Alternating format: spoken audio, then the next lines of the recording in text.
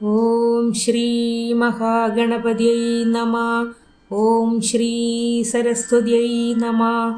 ഓം ശ്രീ ഗുരുഭ്യോ നമഃ. ഓം ശ്രീകൃഷ്ണ പരമാത്മനേ നമഃ. ഇന്ന് നമ്മൾ നാരായണീയം ദശകം 2 10ാമത്തെയും അവസാനത്തേതുമായ ശ്ലോകമാണ് ചൊല്ലുന്നത്. ദശകം 2 ശ്ലോകം 10. ത്വദ്ഭക്തിസ്തു കഥാരസാമൃതചരീ നിർമ്മജ്ജനേന സ്വയം സിദ്ധ്യന്തി വിമലപ്രബോധപദവീമക്ലേശതസ്തന്വതി സദ്യഃ സിദ്ധികരീ ജയത്यै വിഭോ സൈവാസ്തു മേ ത്വത്പദ പ്രേമപ്രൗഢിരസാർദ്രതാ ദ്രുതതരം വാതാലയാധീശ്വര. ഈ ശ്ലോകത്തിൽ മേൽപ്പത്തൂർ ഭഗവാനോട് ഭഗവാന്റെ ശ്രീപാദത്തിലുള്ള ഉറച്ച നിഷ്കളങ്ക പ്രേമഭക്തി എനിക്കും നൽകണേ എന്നാണ് ഭഗവാനോട് പറയുന്നത്. നമുക്ക് ഈ ശ്ലോകത്തിലെ ആദ്യത്തെ 2 വരികളുടെ അർത്ഥം നോക്കാം. ത്വദ്ഭക്തിസ്തു കഥാരസാമൃതചരീ നിർമ്മജ്ജനേന സ്വയം സിദ്ധ്യന്തി വിമല പ്രബോധ പദവീമക്ലേശതസ്തന്വതി.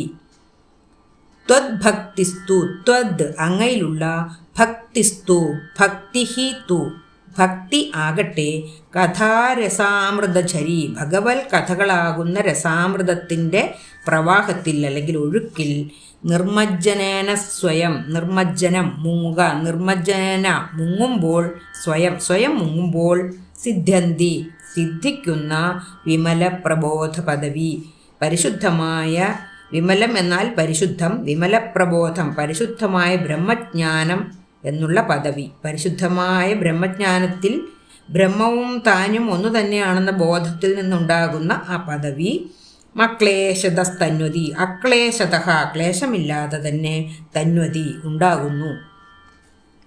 അല്ലയോ ഭഗവാനെ, അങ്ങയിലുള്ള ഭക്തിയാകട്ടെ ഭഗവത് കഥകളാകുന്ന രസാമൃതത്തിൻ്റെ പ്രവാഹത്തിൽ സ്വയം മുങ്ങുമ്പോൾ കിട്ടുന്ന വിമലപ്രബോധ പദവി കൊണ്ട് ബ്രഹ്മവും താനും ഒന്നാണെന്നുള്ള തിരിച്ചറിവിൽ നിന്നുണ്ടാകുന്ന അന്തസ്സുള്ള പദവി യാതൊരു ക്ലേശവും കൂടാതെ തന്നെ ഒരു ഭക്തന് സിദ്ധിക്കുന്നു, മോക്ഷത്തെയും കിട്ടുന്നു.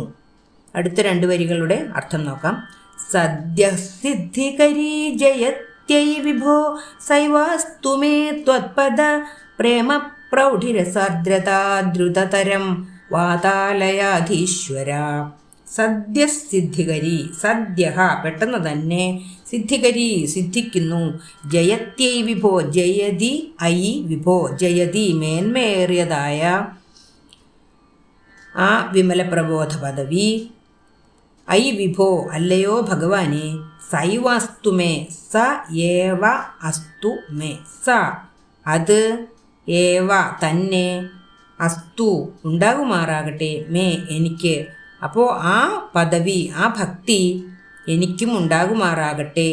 ത്വത്പദ പ്രേമ പ്രൗഢിരസാർദ്രത, ത്വത്പദ അങ്ങയുടെ ആ ശ്രീപാദത്തിൽ പ്രേമ പ്രൗഢിരസാർദ്രത വർദ്ധിച്ചു വന്ന പ്രേമഭക്തിയുടെ രസം കൊണ്ടുണ്ടായ മനസ്സിൻ്റെ ആർദ്രത, ദ്രുതതരം പെട്ടെന്ന് തന്നെ, സൈവാസ്തുമേ എനിക്കും ഉണ്ടാകുമാറാകട്ടെ, വാതാലയാധീശ്വര ഗുരുവായൂരപ്പ.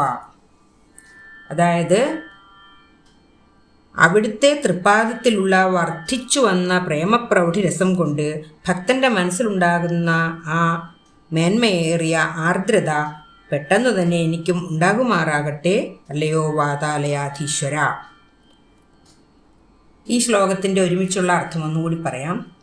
അല്ലയോ ഭഗവാനെ, അങ്ങയിലുള്ള ഭക്തിയാകട്ടെ ഒരു ഭക്തന് ഭഗവത് കഥകളാകുന്ന രസാമൃതത്തിൻ്റെ പ്രവാഹത്തിൽ സ്വയം മുങ്ങുമ്പോൾ കിട്ടുന്ന വിമലപ്രബോധ പദവി കൊണ്ട് ബ്രഹ്മവും താനും ഒന്നാണെന്നുള്ള തിരിച്ചറിവിൽ നിന്നുണ്ടാകുന്ന ആ പദവി യാതൊരു ക്ലേശവും കൂടാതെ തന്നെ സിദ്ധിക്കുന്നു, കൂടാതെ മോക്ഷത്തെയും കിട്ടുന്നു.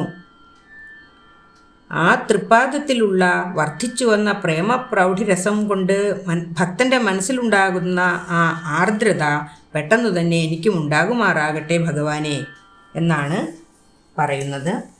ഭഗവത് കഥാശ്രവണം കൊണ്ട് ഏതൊരു ഭക്തനും സ്വയം വന്നു ചേരുന്ന പരിശുദ്ധമായ ജ്ഞാനം, അല്ലെങ്കിൽ ബ്രഹ്മവുമായുള്ള ഐക്യം ഏറ്റവും വേഗം മോക്ഷത്തിലേക്ക് എത്തിക്കുന്നു. അങ്ങയുടെ ആ ശ്രീപാദത്തിലുള്ള പ്രേമപ്രൗഢിരസാർദ്രമായ ഭക്തിയെ വേഗം തന്നെ എനിക്കും പ്രദാനം ചെയ്യണേ ഭഗവാനെ വാതാലയാധീശ എന്നാണ് ഈ ശ്ലോകത്തിൽ മേൽപ്പത്തൂർ ഭഗവാനോട് അപേക്ഷിക്കുന്നത്. ത്വദ്ഭക്തിസ്തു കഥാരസാമൃതചരീ നിർമ്മജ്ജനേന സ്വയം സിദ്ധ്യന്തി വിമലപ്രബോധപദവി മക്ലേശതസ്തന്വതി സത്യസിദ്ധികരീ ജയത്യൈ വിഭോ സൈവാസ്തു മേ ത്വത്പദ പ്രേമപ്രൗഢിരസാർദ്രതാദ്രുതതരം വാതാലയാധീശ്വര. ഒന്നുകൂടി ശ്ലോകം ചൊല്ലാം. ത്വദ്ഭക്തിസ്തു കഥാരസാമൃതചരീ നിർമ്മജ്ജനേന സ്വയം സിദ്ധ്യന്തി വിമലപ്രബോധപദവീ മക്ലേശതസ്തന്വതി സദ്യസിദ്ധികരീ ജയത്യൈ വിഭോ സൈവാസ്തു മേ ത്വത്പദ പ്രേമപ്രൗഢിരസാർദ്രതാദ്രുതതരം വാതാലയാധീശ്വര. മൂന്നാമത്തെ ദശകം അടുത്ത വീഡിയോയിൽ ചെയ്യാം.